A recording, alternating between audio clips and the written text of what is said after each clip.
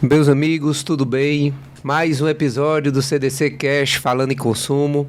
E hoje um episódio especial, tá? O episódio que nós vamos falar sobre experiência profissional, mais voltada para a área da advocacia, né? Nós temos com certeza inscritos que trabalham nessa área. A SEDECON, nossa Associação Cearense de Defesa do Consumidor, é formada por advogados. Então a gente vai hoje falar um pouquinho sobre gestão de escritório, sobre experiência profissional. Então fica com a gente, porque para todo empreendedor sabe que é fundamental que você dialogue, que você entenda um pouco como funciona todas as áreas. A área de gestão, apesar de termos advogados, médicos ou mesmo lojistas, existe algo que é, vamos dizer assim, semelhante entre elas. Então a gente vai falar um pouquinho sobre essas experiências. Estamos aqui com grandes colegas, pessoas que já têm experiência na área, notadamente lá no direito previdenciário. Eu trabalho mais na área civil, mas a gente vai conversar um pouquinho com vocês e, como sempre, trocar essa experiência, que é o mais importante. A gente não está aqui para ensinar ninguém, estamos aqui realmente para compartilhar um pouco do conteúdo e um pouco dos ensinamentos que a experiência profissional nos traz. Então vou passar a palavra aqui ao meu amigo Renan, que ele possa se apresentar aí, falar um pouco sobre o escritório dele, e depois o Alisson vai estar conosco. Vamos lá, pessoal, prazer estar aqui, né? Inaugurando aqui minha participação no podcast. E eu, começando a falar um pouquinho aqui da minha trajetória, né? Para dizer até como foi que eu caí na advocacia.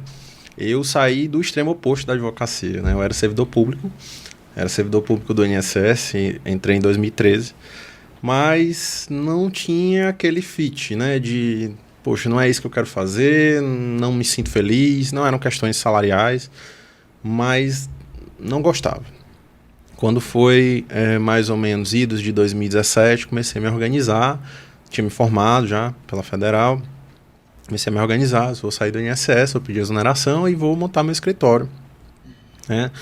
De uma maneira que eu possa me dedicar 100% a isso. Ao servidor do INSS não é vedada a advocacia, exceto contra a União, mas não conciliava. Ficava aquela coisa, às vezes, daquela pessoa que advoga, estuda para concurso, que não consegue ser pleno em nenhum dos dois. Era mais ou menos a mesma coisa. Tinha um horário de INSS, horário de advogar, e não encaixava. Então, quando foi em 2018, resolvi sair do INSS, pedir exoneração, e montei meu escritório, né? Trabalhando praticamente, exclusivamente com previdenciário e também com direito administrativo, né? Com ações de servidores contra os órgãos, né, que os empregam. E assim, um dos pontos que mais me chamou a atenção em relação à minha trajetória aí de um pouco mais de 5 anos de advocacia é que há um abismo entre aquilo que a faculdade te ensina na parte técnica e aquilo que você tem que aplicar no dia a dia, né? Percebi que talvez a faculdade, o que eu vou falar aqui pode parecer um absurdo, mas para a gestão de um escritório, talvez ela represente 10%, sem sombra de dúvidas. É um absurdo. Eu não estou dizendo com isso que o advogado não tem que ser técnico, porém, vem uma série de coisas como contratação, gestão de pessoas, gestão de processo, remuneração, parte comercial, né, que a gente tem no estatuto. A advocacia é uma coisa muito artesanal, mas no momento que você tem um escritório, você vai ter que gerir esse tipo de situação. Enfim, plano de cargos das pessoas que estão ali dentro, melhoria contínua, treinamento dos teus colaboradores, sistemas. Então, percebi que se eu não passasse a ver o meu escritório como uma empresa e ter os mesmos desafios que as outras empresas têm, meu escritório ficaria sempre a eu presa, né? Aquele advogado que faz tudo e que tem auxiliares, mas que na ausência dele o escritório para. E essa é uma grande preocupação que a gente tem que ter no final das contas, porque no momento em que o escritório depende 100% do dono, ele está afadado ao fracasso.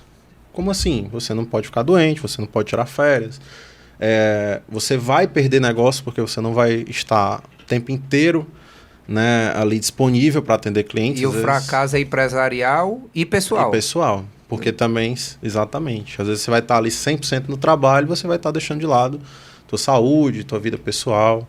Então, eu acho que uma das grandes viradas para a advocacia para mim foi quando eu comecei a enxergar o escritório como empresa e fui entender como funcionava nas outras empresas e tentei trazer essa logística para dentro do meu escritório. Então, hoje a minha história é muito voltada a isso. Enquanto gestor, eu estudo sobre empresas e eu tento aplicar no que é possível dentro do meu escritório. E você, meu amigo Alisson? Eu assisto muitos vídeos do Renan para aprender.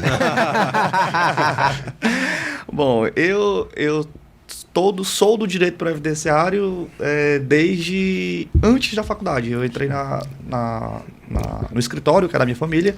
Aposentou São Pedro como pescador. Eu entrei no escritório da minha família, eu ainda fazia o ensino médio. A turma saía do colégio e ia brincar, eu ia pegar meu ônibusinho pro escritório. E aí, de lá, eu me apaixonei pela profissão, que anteriormente eu só imaginava que advogado ou era para tirar vagabundo da cadeia ou era para enganar a pessoa. Só tinha essas duas vertentes. Você vê o preconceito, né? Total. E aí eu fui entendendo, quando eu fui começando a lidar com pessoas mudando de vida, a gente trabalhava lá muito com a advocacia rural, a previdência rural.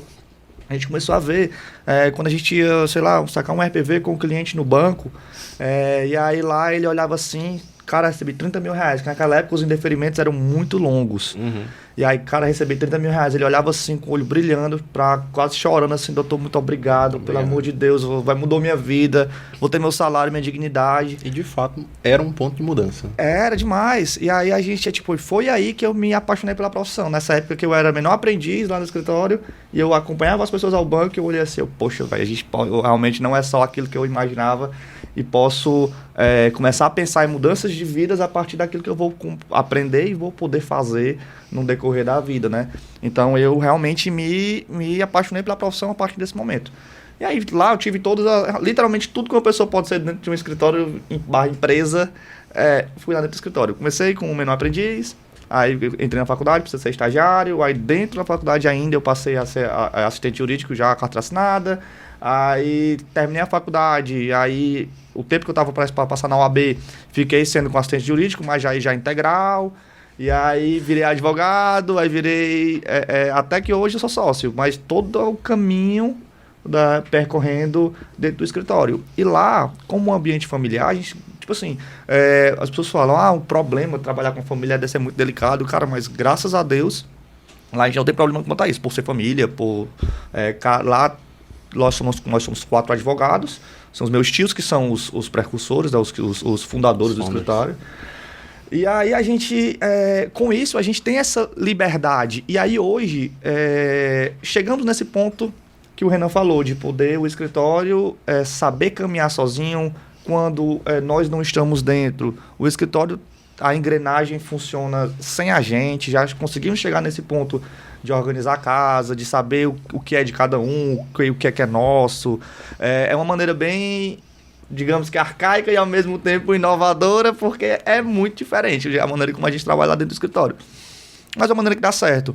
E são perfis que se completam. É o advogado que tem uma caminhada um pouco mais antiga, que advoga de uma maneira mais antiga, com um advogado que gosta muito de estar dentro do escritório, realmente como um formador de petição, como, enfim, uma pessoa que está na parte técnica, operacional, né? Gosto. E eu que gosto muito de aparecer, de ir para as câmeras, de redes sociais, de lidar com as pessoas dentro do escritório na parte de gestão, gosto muito de estar lidando com as estagiárias, gosto muito de estar fazendo essa organização, esse meio campo do externo com o interno. E a gente tem esse perfil que se completa, eu acho que é necessário em todos os escritórios. E foi aí que a gente, caminhando, conheceu a SEDECOM e cá estamos para discutir um pouquinho, conversar um pouquinho, mostrar nosso caráter.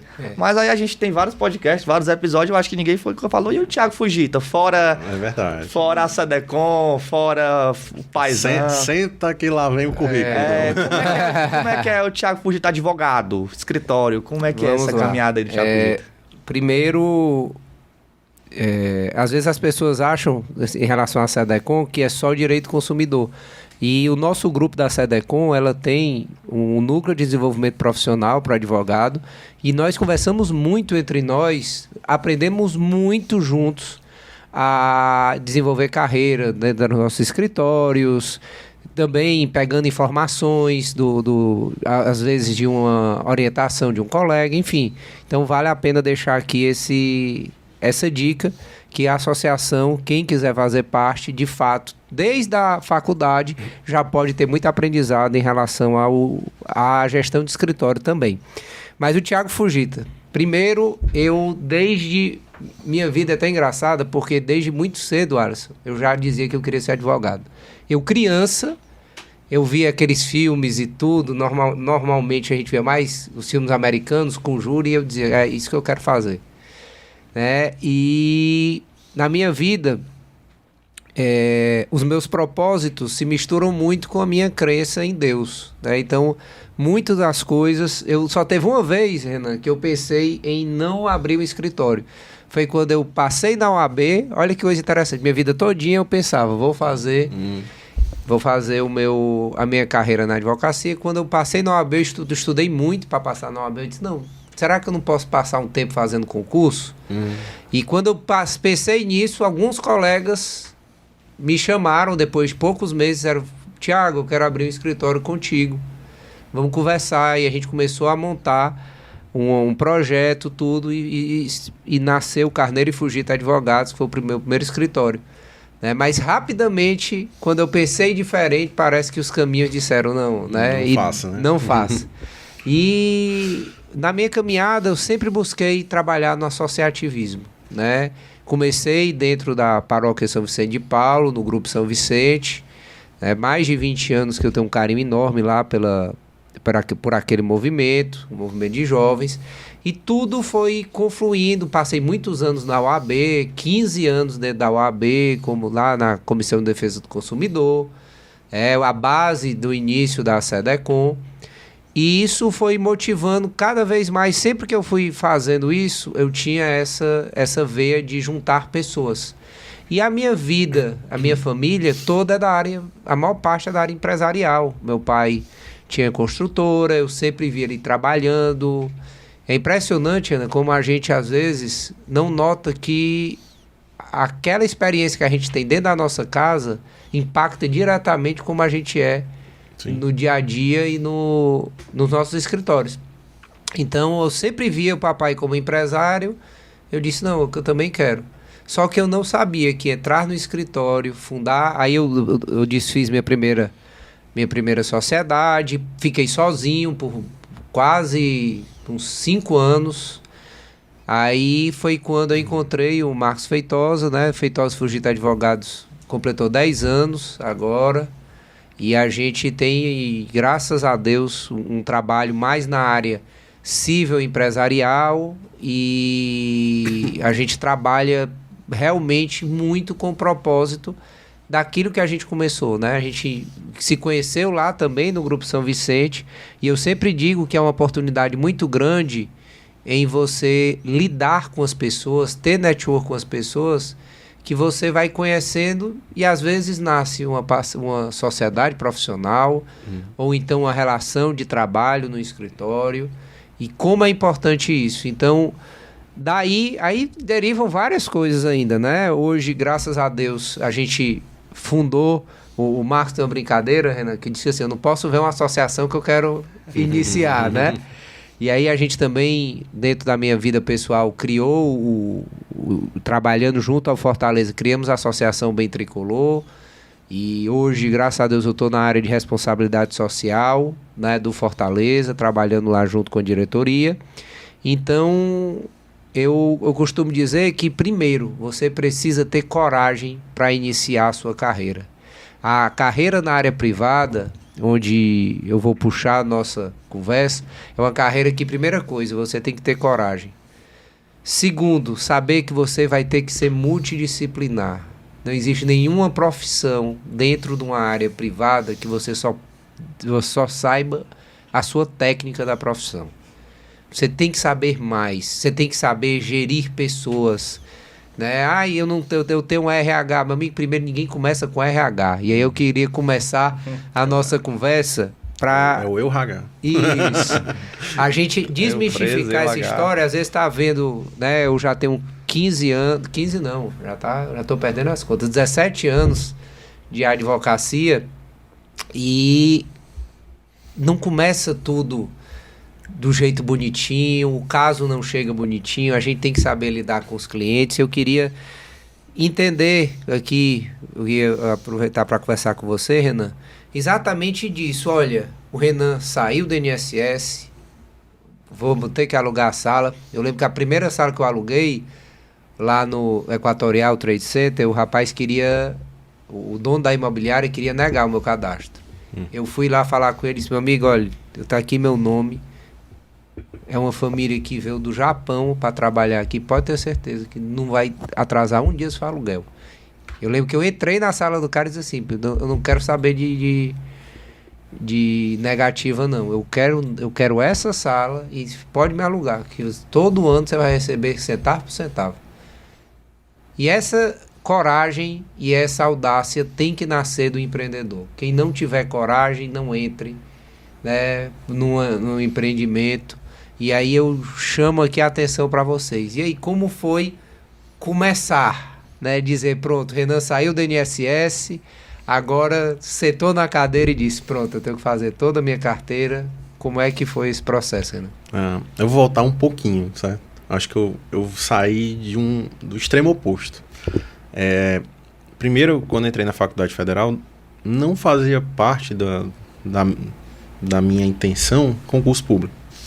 Só que era aquela atmosfera de ou você é servidor ou professor, ou você está falido. E aí surgiu o concurso do INSS, eu fiz, passei.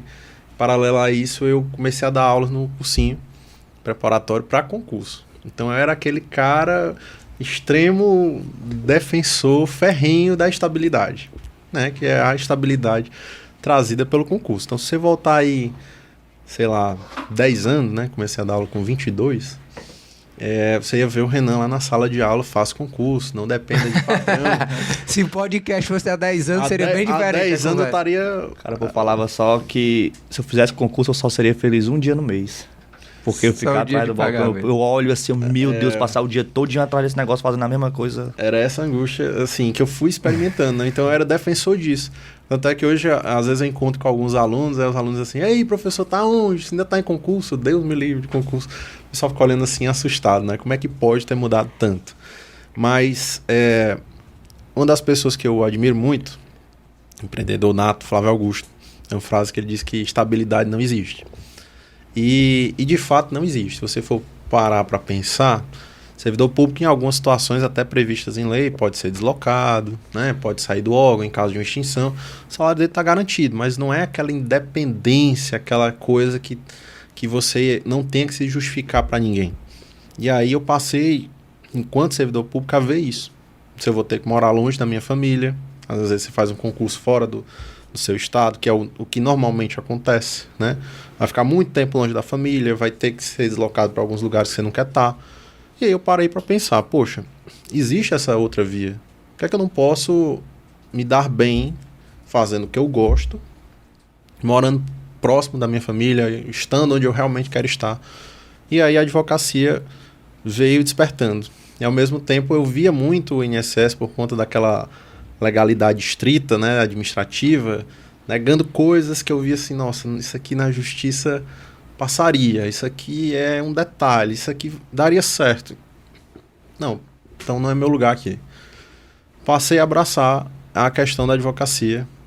Inicialmente eu fiz comigo um acordo, eu disse, eu vou juntar 1 ano de salário aqui e vou tentar fazer dar certo a coisa em 6 meses. Se não der, eu vou pegar esses 6 meses que me restaram e vou meter as caras aqui e estudar para um outro concurso, né? Veja que você foi já com o pé atrás, vamos dizer, rapaz, sim, vai que não dá certo. E é uma coisa assim que particularmente eu indico para as pessoas. Como assim? Não é o pé atrás, é o planejar. Às vezes a pessoa diz, eu quero montar um escritório. E ela não pensa na rotatividade, porque o que mais faz as pessoas desistir da advocacia é que realmente os primeiros anos são difíceis. Porque você depende não só de você. Se você vai advogar contra o INSS, você depende do administrativo, você depende do judicial, tem recesso, tem às vezes aquele cliente que dá um trabalho para pagar. Então você tem as suas contas fixas. Então a pessoa ela tem que se organizar. E aí é onde vem a ideia de empresa. toda empresa trabalha com um capital de giro. Sem dúvida. É aquele negócio, você separa a tua conta pessoal da conta da empresa. Falar é fácil. Mas quando eu dava aula na pós-graduação, acho que 99% dos meus alunos não tinha essa separação. Tudo que entrava era dele. Ele se unia com a empresa. Você vai tendo que criar uma maturidade para separar as coisas. Então, o que eu observei foi, e o que eu recomendo para quem está dando os primeiros passos, primeiro, tenha uma organização. Faça um capital de giro, tente fazer um descritivo das despesas. Se for possível, junte 2 ou 3 meses no mínimo de despesas, de um modo que você não vai depender do judiciário ou do próprio INSS para bancar essas despesas, porque isso vai te dar um fôlego para a roda girar. Para aqueles clientes começarem a pagar, para entrarem novos clientes, aí a advocacia, você vê o outro lado, você vê o lado bom da advocacia. Agora, se você for encarar sem um planejamento, sem um mínimo de entendimento sobre custos e receitas, realmente a tendência é que você venha a engrossar aquele número de pessoas que disseram que advogar é impossível, porque você não tem certeza do que vai ganhar, e aí vai para aquele outro lado da estabilidade do concurso, que é mais atrativo, né? De ter o seu dinheiro certo ali todo dia 1º do mês. Então, minha primeira dica aqui, acho que é uma dica fundamental, não só para advocacia, mas para qualquer negócio. Também sou dono de outros negócios, entre eles uma clínica, é fazer esse planejamento de custos e preferencialmente tentar ter alguma economia, alguma coisa que faça garantir esses primeiros meses que são os mais difíceis do negócio. E você falou uma coisa que eu queria pontuar antes de passar para o Alisson. É a questão, às vezes o advogado, o dono do escritório, acha que todo o lucro do escritório tem que ser na conta dele. E na verdade, olhando o escritório como empresa, você tem que ter o seu prolabore. Você tem que ter um valor que obviamente é necessário para suas despesas pessoais, mas que aquilo, ele inclusive pode ser variável, dependendo do seu faturamento da empresa, sim, dependendo do quanto você esteja. Então, se você tira todos os meses todo o lucro do escritório, como é que o escritório vai crescer? Como é que você vai reinvestir? Como é que você vai planejar? Tem uma frase que eu tenho o prazer de trabalhar próximo, né, do Marcelo Paes, e o Marcelo, do Fortaleza, ele fala sempre uma coisa, ele diz, olha, duas coisas que eu acho bonito quando converso com o Marcelo. Um, ele diz, nunca ache que você está no topo, porque no topo você só desce. Eu acho isso super interessante do Marcelo. Ele diz, olha, não ache que você está no topo, porque aí você acha que chegou, não. E o que fez, a segunda frase, o que faz você chegar até determinado lugar, não é a mesma coisa que faz você superar o próximo ponto. Porque a gente pensou, eu cheguei numa condição de escritório, estou muito bem, cresci, tenho vários empregados, advogados, associados, pronto, estou... Mas, vamos lá, qual é a formação da tua clientela? Será que tu está dependendo de mais de um cliente? E se esse cliente sair do escritório, estabilidade não existe, principalmente dentro da gente da advocacia. Então, tudo isso são desafios e que precisam de estudo. E o que me preocupa muito, Renan, é que hoje em dia eu não gosto de coisas chamativas, títulos chamativos demais, como nós estamos vendo muito no mundo digital. É como você vai ganhar. Ninguém ensina ninguém a ter um faturamento de 1 milhão por mês. Isso é uma construção, isso existem princípios. Mas eu gosto de cursos que a gente tem várias pessoas muito sérias que trabalham nessa área e que te ajudem a gerir teu escritório, te ajudem a desenvolver, mas que não queira vender sempre o resultado como algo vinculativo. O guru, né? Os gurus que... Então, isso são desafios muito interessantes que a gente precisa dialogar. E eu acho que a SEDECOM, eu sempre gostei porque a gente tem muita, não só segurança, mas também responsabilidade no que diz. Porque você não pode prometer uma situação que não depende de você, variáveis que não dependem de você, mas que você pode trabalhar. Sobre essa questão do próximo ponto, antes do Alisson falar, tem uma história aqui engraçada, queria compartilhar com vocês. Você pensa assim, pô, o escritório está crescendo, agora eu vou trabalhar marketing da internet, montar um setor comercial, colocar os procedimentos operacionais bem alinhados, né? É o que você pensa. Sim.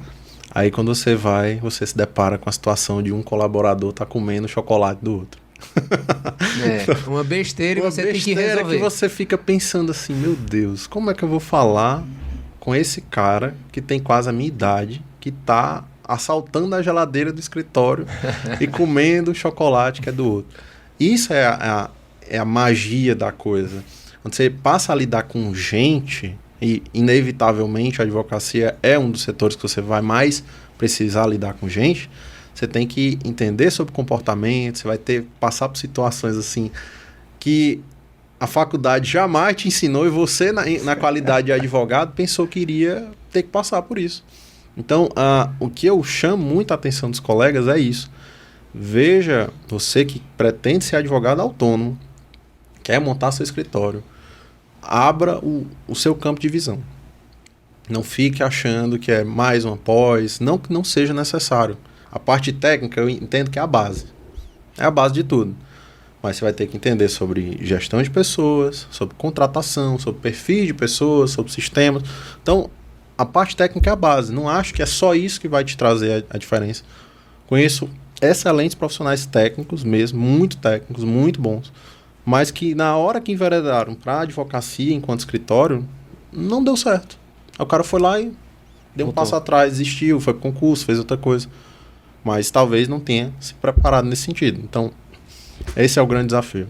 Eu acho que de tudo que vocês falaram, questão de quem vai ajudar você, como que você vai organizar a casa.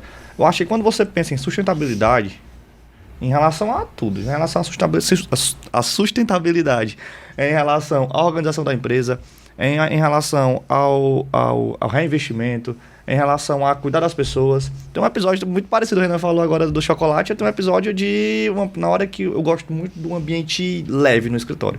Tipo, onde eu tô, eu gosto de brincar com todo mundo, gosto de rir. Então, dentro do escritório eu também gosto da mesma coisa. Todo mundo, eu gosto que a gente abre as intimidades, a gente brinca com todo mundo. Então, teve um episódio de uma pessoa tá aqui concentrada, a outra brincou, e aí começam a gritar uma coisa dentro do escritório, que eu olhei assim, epa, peraí. Vai dar confusão, vai dar briga. Peraí, vem aqui, ó, desse jeito não dá e tal. Essa aprender realmente a contornar essas situações também faz muito parte de arrumar casa. Faz muito parte de arrumar casa. E hoje, lá no escritório, a gente tá nesse momento de arrumar casa. A gente está nesse momento de se reinventar justamente pelo que eu estava falando, né?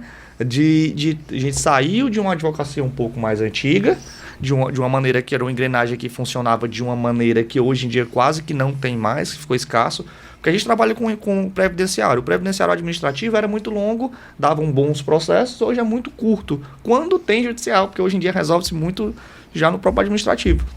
Então, com essa brincadeira, a gente teve que se reinventar. Então, passando por esse momento, que a gente vai entendendo que se reinventa, trata da maneira sustentável para poder cuidar das pessoas e cuidar da gente também, porque senão o santo é de barro e aí dificulta demais. Mas realmente é muito importante saber onde pisar, como pisar, a hora certa de ir e de voltar, se precisar voltar. Então, se a gente não tiver minimamente essa base para entender os momentos, entender como que a empresa está, entender como que as pessoas dentro do escritório estão, para poder... se eles não estiverem bem, é muito complicado, que o trabalho não vai ser bom.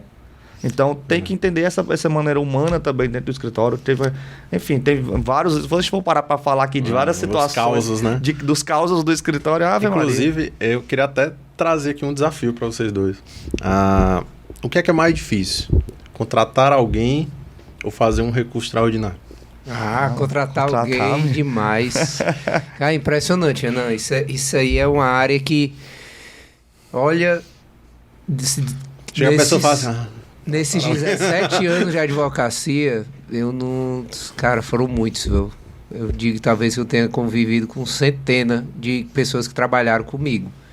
Mas é impressionante como tem uma rotatividade e que, para mim, tanto você abrir o seu negócio não é para todo mundo, quanto você trabalhar em um escritório não é para todo mundo. Depende, né, do seu perfil. E quando você entende que não é o seu perfil, tá tudo bem. Faz parte, né? Mudam-se Né? A pessoa diz, olha, eu pensei que era, passei um tempo aqui, eu já tive algumas pessoas que trabalharam 3 anos comigo, 2 anos comigo. Entretanto, eu me assusto de situações.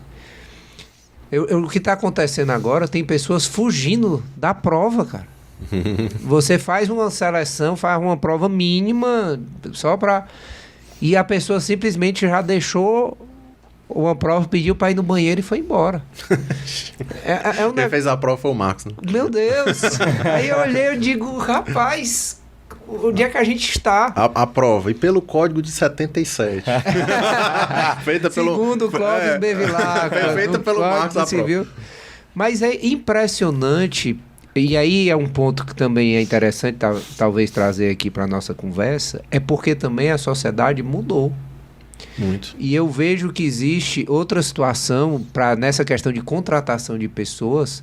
O perfil psicológico / psiquiátrico das pessoas hoje, a gente vê muito problema com ansiedade. Algumas pessoas deixaram o escritório por problema de ansiedade.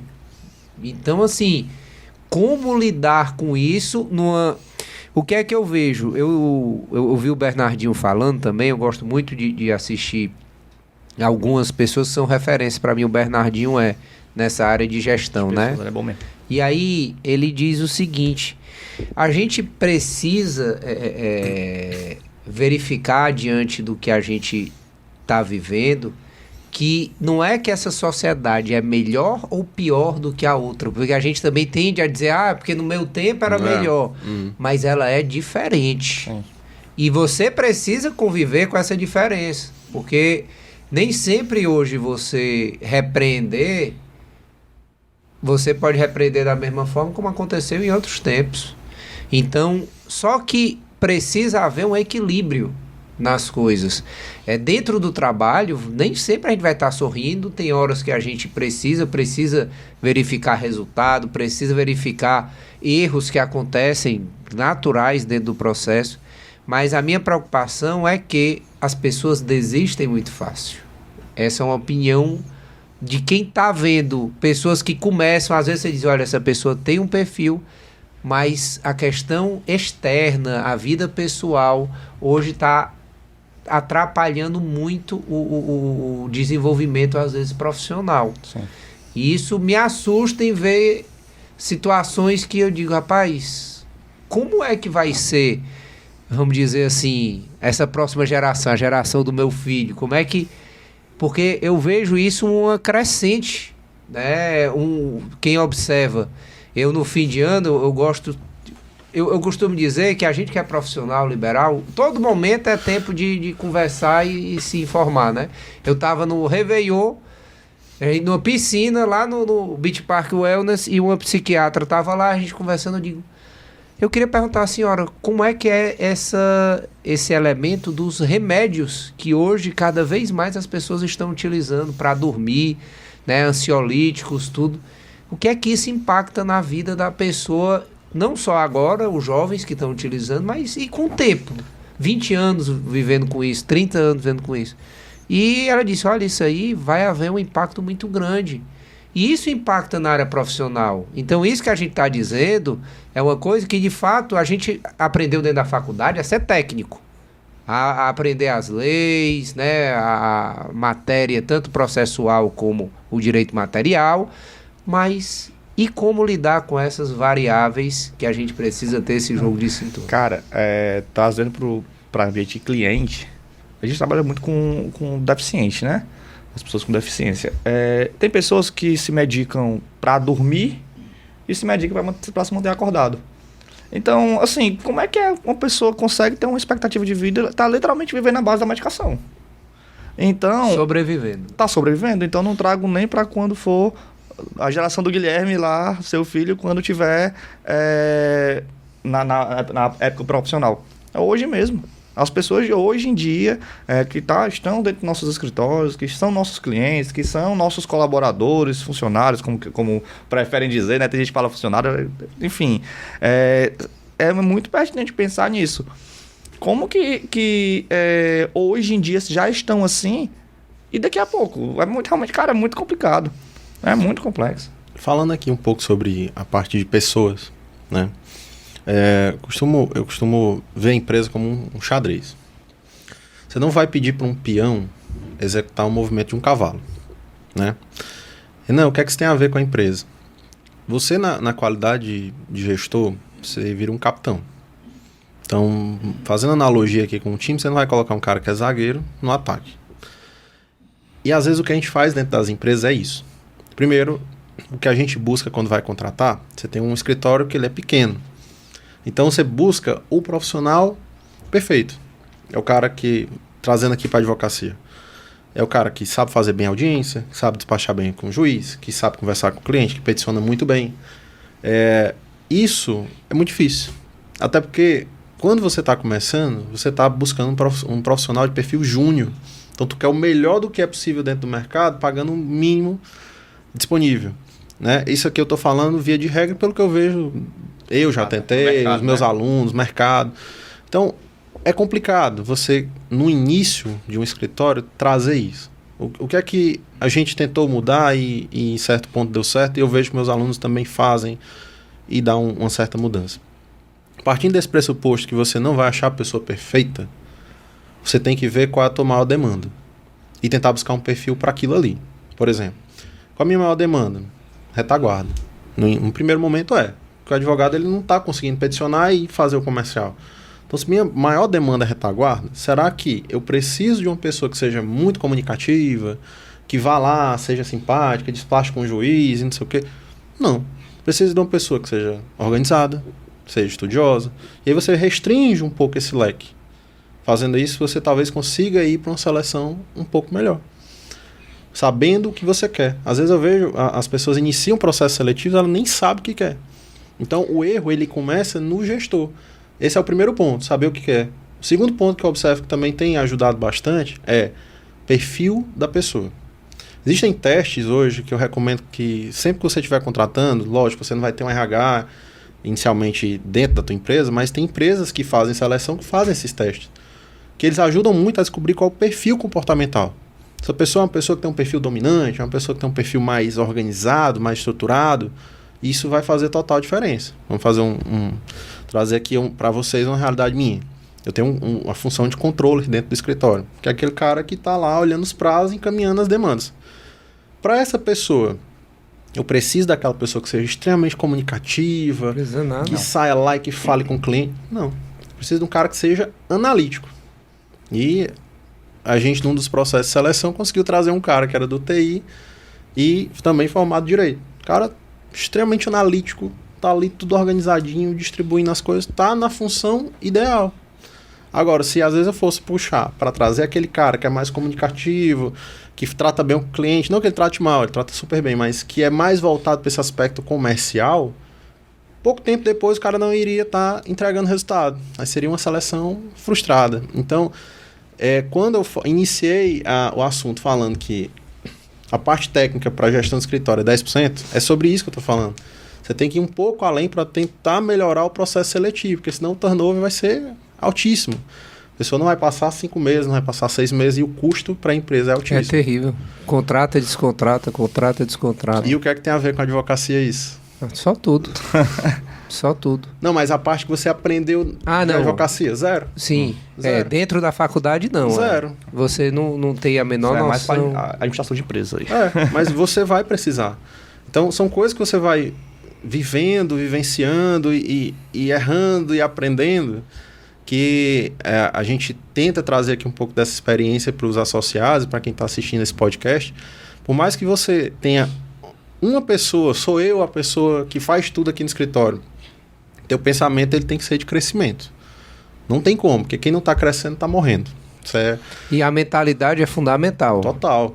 Eu não consigo contratar ninguém, eu não tenho dinheiro para isso. Será que o problema está no dinheiro? Será que é você que está fazendo aquilo que a gente estava falando, sequestrando todo o valor que entra na conta e deixando a conta do teu escritório zerada? Porque realmente para você contratar alguém, quando você olha para a tua conta zerou porque tu raspou o tacho, como é que eu vou garantir o mês que vem se eu não dependo só de mim, né?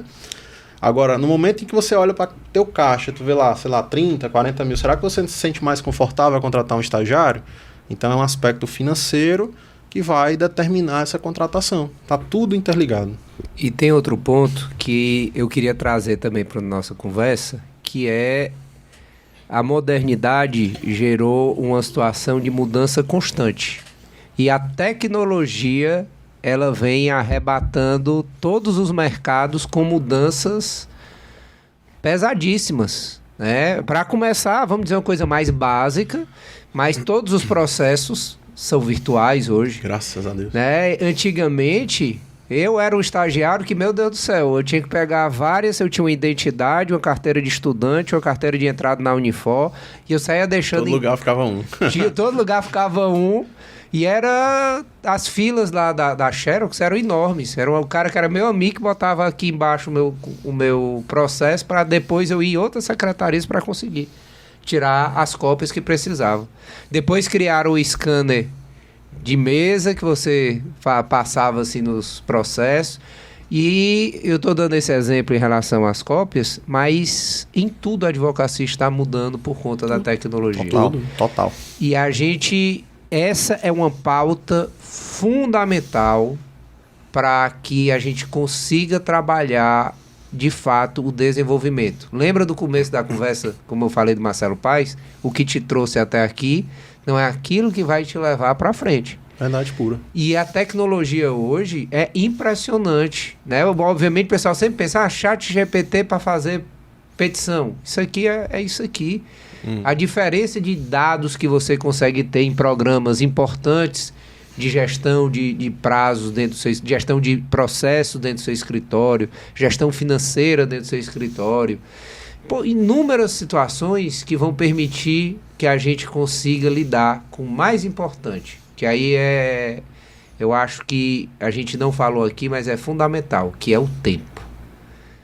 O tempo do advogado é o maior ouro que a gente precisa saber lidar. E muitas vezes os advogados acham que o tempo é simplesmente, eu estou no escritório, eu tenho que estar fechando o contrato. Nem adianta você fechar contrato demais e não ter pessoas para entregar. Executar. Então, você precisa saber que é uma construção e ao mesmo tempo não é rápido para que as pessoas confiem no seu trabalho. Sim. Precisa de tempo, precisa de entrega. E quando você vai conquistando isso, você vai pensando, será que eu tenho que estar peticionando sempre? O dono do escritório que peticiona sempre, ele vai estar fadado a não crescer. Verdade. Porque se ele está no operacional, ok, ele pode assim, trabalhar bem, pode, mas ele precisa ir para outros voos. E isso é muito importante ter essa consciência. O que está mudando, né? E você conseguir identificar o seu posicionamento enquanto profissional liberal, gestor, você vai tem que ter uma visão do que o cliente vai ter de você, a visão que o seu colaborador vai ter de você e a visão que você próprio tem de você. Para você ter uma mentalidade para crescer no Cara, mercado. Quando tu fala em tecnologia, você sabendo usar bem as vertentes dela, tipo assim, pode ser uma famosa mão na roda demais em todos os aspectos. Da captação com tráfego, rede social, enfim, que vai trazer o teu cliente, com a execução lá dentro do teu escritório, que vai cuidar, inclusive, da produção, dos processos, com a organização financeira, dos sistemas que você pode juntar tudo. Então, se você conseguir fazer essa junção, usando a tecnologia, aliando ao teu pessoal, aliando à tua equipe, para poder manusear bem, poder conseguir executar bem, realmente não tem como o teu tempo não melhorar, não tem como o resultado não vir, porque realmente é muito mais... traz a praticidade, traz a organização, então facilita demais o resultado positivo. Acho que é uma fórmula que consegui colocar em prática, o Renan, que é expert no assunto, aí vai poder dizer. E quando consegue aliar bem os três tópicos, né? É engraçado, assim, porque tem a questão do tempo do advogado, mas também hoje o cliente, pelas facilidades, ele é muito mais ansioso, né? Hoje a advocacia inserida num contexto de internet, ela está fadada aos mesmos problemas de internet. Quais são os problemas de internet? A internet é uma prateleira infinita. Falei com o Thiago aqui, via contato dele que estava lá no Google, e em 5 minutos ninguém do escritório me respondeu. O que é que eu vou fazer? Próximo. Vou pro próximo. Vou pro próximo. É sempre assim. Eu sempre vou pro próximo. Então, do que adianta você ter investido em tráfego, você ter colocado lá um gestor de tráfego para fazer a campanha e tudo mais? O cliente chegou, mas o teu escritório não está apto a atender aquele cara dentro de um prazo que é um Aproveitar prazo a lead, né? razoável. Então, quando o Alisson se refere a essa questão de trazer tecnologia para dentro do escritório, tem. Mas acreditem, tecnologia sem treinamento, tecnologia sem processos internos bem estabelecidos, não vai te ajudar, porque o sistema ele faz 99%, mas o ponto de falha é o Aquele 1%. 1%. Tanto é que quando você pega meio que as coisas da aviação, eu gosto muito de olhar isso, porque procedimento é aviação, é impressionante. Até nos erros os caras aprendem como melhorar. E você vê muita coisa quando é do elemento humano, uma checagem dupla. Para quê? Para garantir que aquela pessoa não vai falhar. Onde é que eu quero trazer isso para a realidade dos escritórios? Esse exemplo. Fiz o tráfego, consegui trazer o cliente, ninguém atendeu. O cliente foi para outra pessoa. Tem uma pesquisa que diz que 60% das pessoas, se não for atendido nos 5 primeiros minutos, não vai fechar contrato. E se você faz isso do ambiente de internet, mais ainda. Não, na internet, na internet. É aquele cara que tá ali e fala contigo. Nos 5 primeiros minutos, se você não falou, ele não vai te dar mais retorno. Por quê? Porque ele já tá falando com o outro. E a gente vivenciou isso no escritório um tempo atrás. E eu, lógico, fui perguntar, né, pra cliente. Eu disse, tinha fechado o contrato e tal. Disse, como você me achou? Eu coloquei advogado previdenciarista no Google. O Google foi lá e trouxe. E foi pelo SEO, não foi patrocinado. Foi pelo orgânico. Trouxe lá você e mais 3.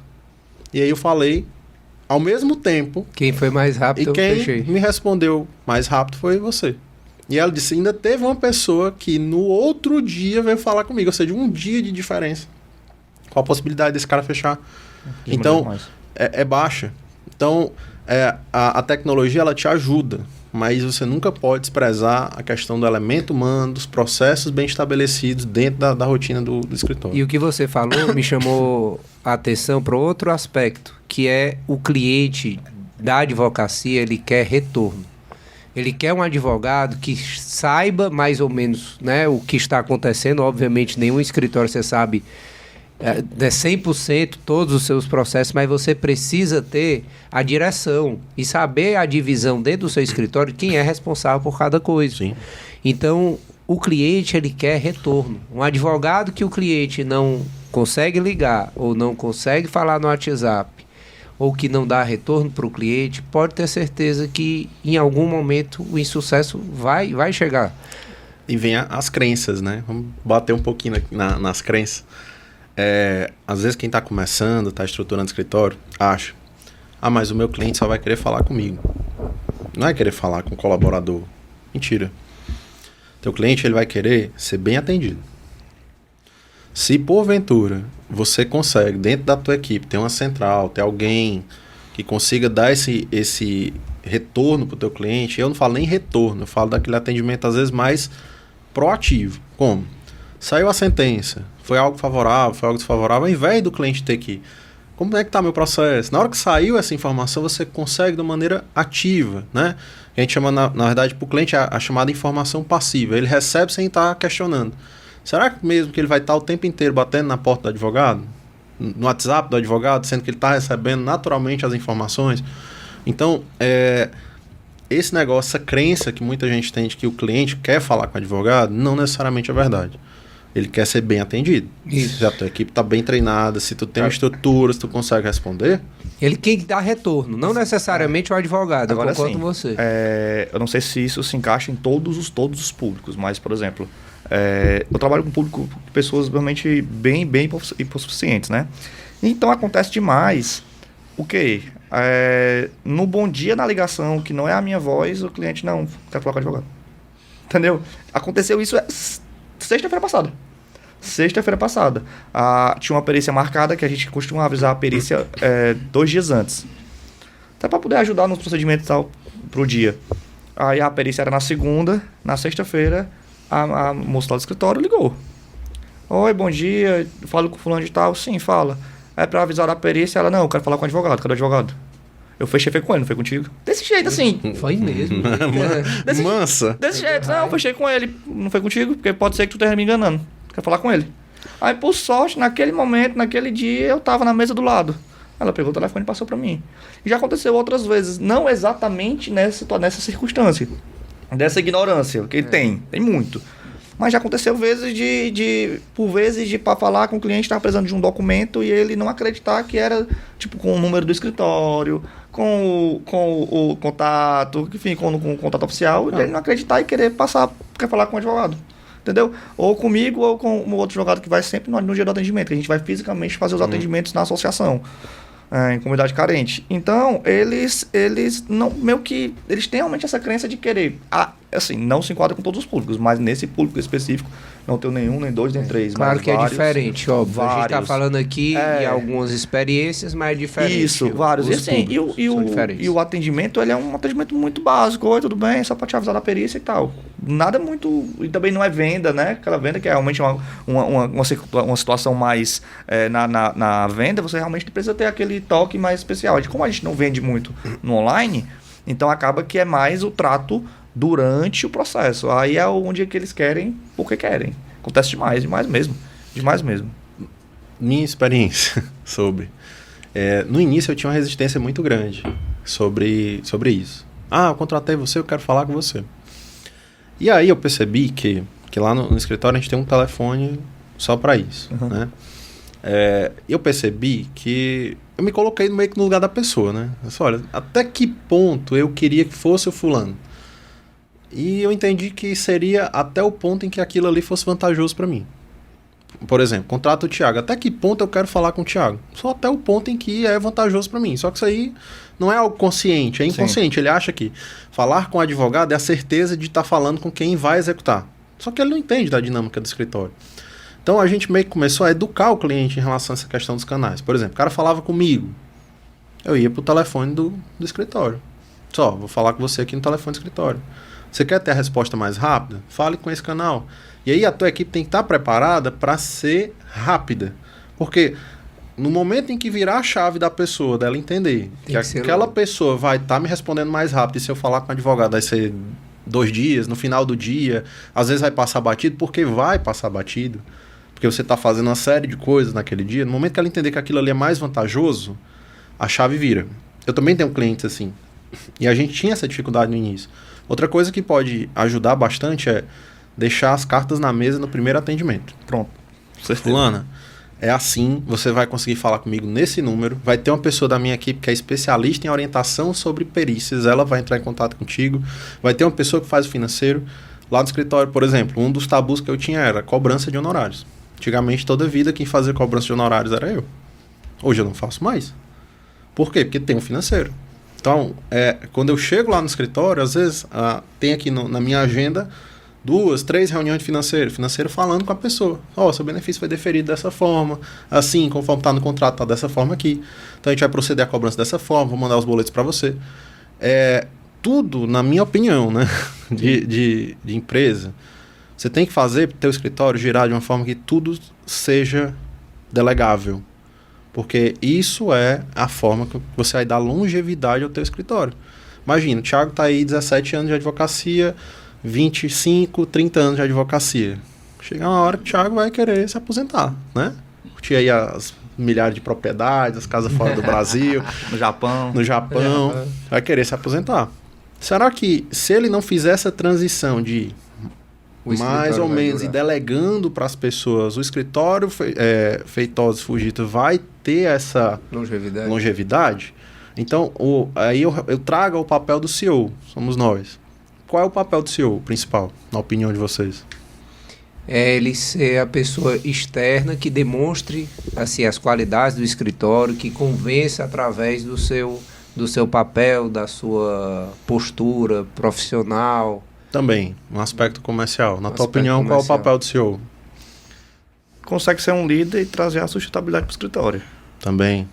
Mas um dos papéis que uma vez eu estava estudando e me chamou muita atenção foi: o CEO deve ser aquela pessoa dentro da instituição que deve pensar em como destruir o teu escritório. Você, como CEO, você deve pensar em como o teu escritório vai ser destruído.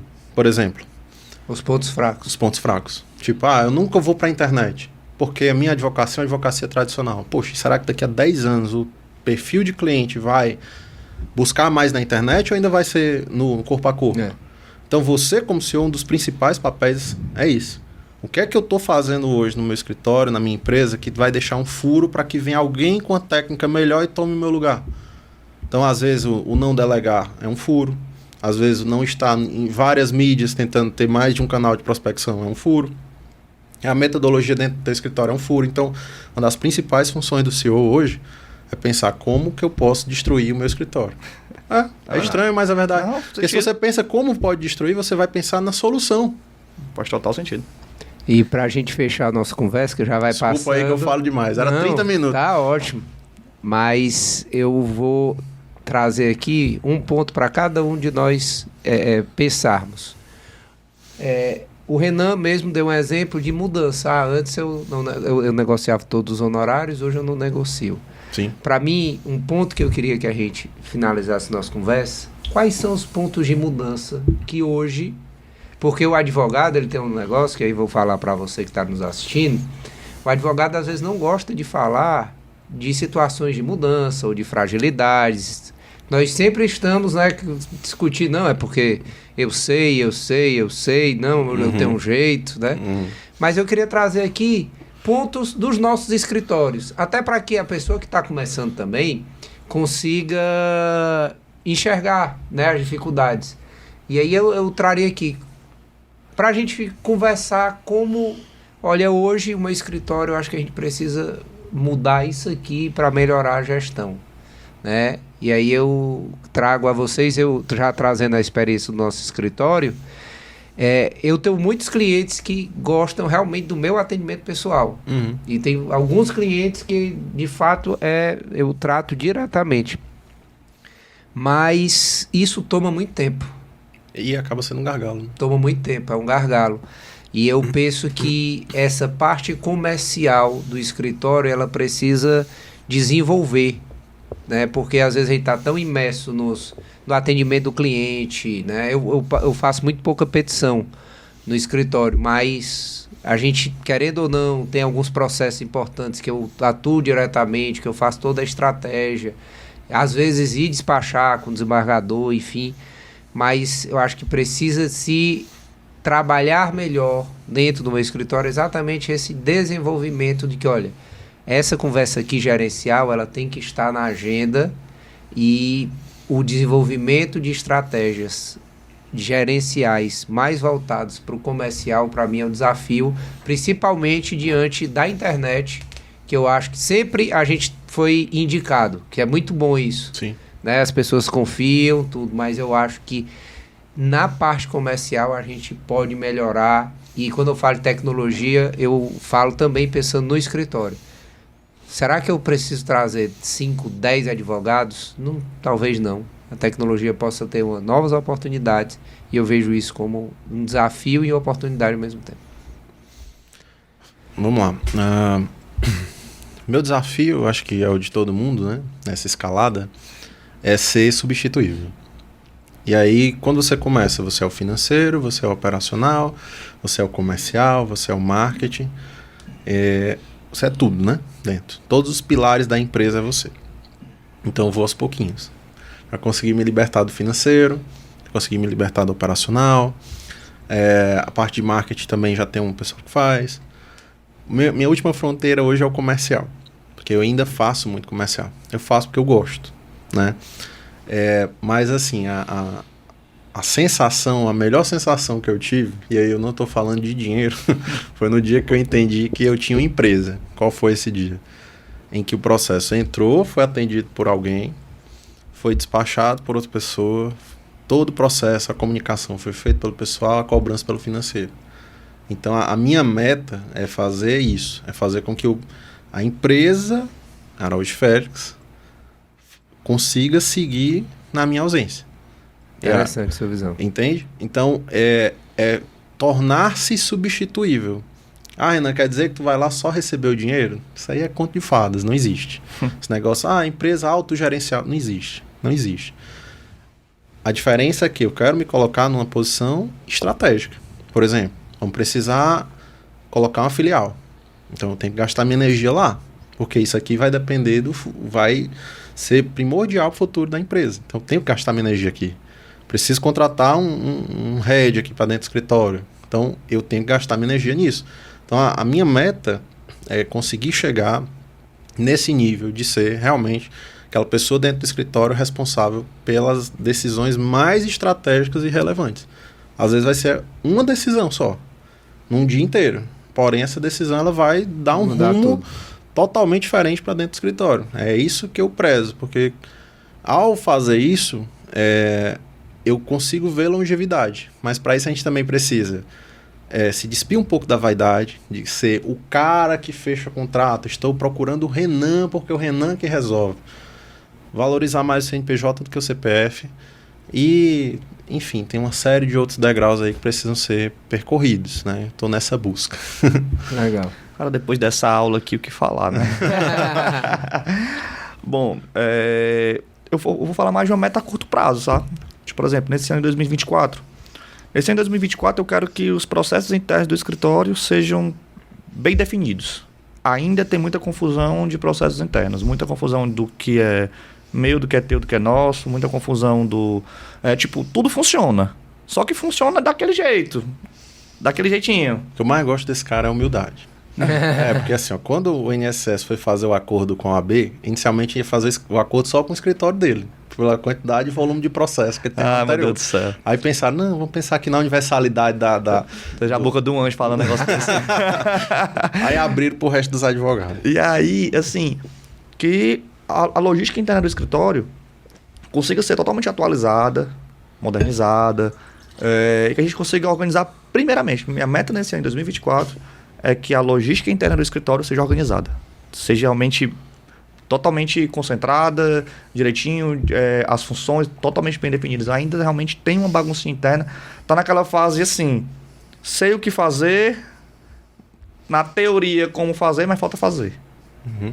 Então a gente está nessa fase. Então a nossa meta é que nesse ano de 2024 o escritório seja organizado para aí sim conseguir de fato almejar a independência, almejar porque é uma engrenagem que funciona, que já consegue funcionar sem que eu esteja lá. Tipo, horário comercial a gente está aqui conversando. Então já é um avanço. Sim, claro. Já é um avanço. Então assim, a nossa meta é que isso consiga ter essa tranquilidade com todo mundo, tá? É a nossa meta desse ano que a gente consiga aí fomentar, trabalhar para conseguir. Conversa boa é assim, passa rápido. Muito bom, muito boa a conversa entre a gente. E mais uma vez, eu finalizei exatamente pedindo para que a gente falasse o que precisa mudar. Isso é algo que quem está nos assistindo precisa também perguntar todo dia. Nós estamos falando de uma área específica, mas isso a gente tem, né? Eu sou pai, né, esposo, o tempo todo a gente tem que estar raciocinando isso. E como é bom ter pessoas, ter amigos que a gente possa conversar, que a gente possa admirar e aprender juntos, né? Essa conversa aqui realmente foi ótima, porque de uma forma bem simples, bem leve, a gente foi aprendendo um com o outro a experiência de cada escritório. Então, esse episódio é exatamente para você, advogado, ou quem está começando, estagiário. Eu comecei meu escritório quando eu era estagiário. Eu pensava, eu quero fazer diferente do que algumas experiências que eu tive. Então, eu convido a você a realmente acompanhar os nossos conteúdos, porque a gente fala sobre consumidor, fala sobre gestão, fala sobre vida também. E eu acho muito importante o podcast, o CDC Cash, né, como esse canal de informação responsável, né? Então vou abrir espaço para os nossos amigos se despedirem aí desse. Começa aí, meu nobre.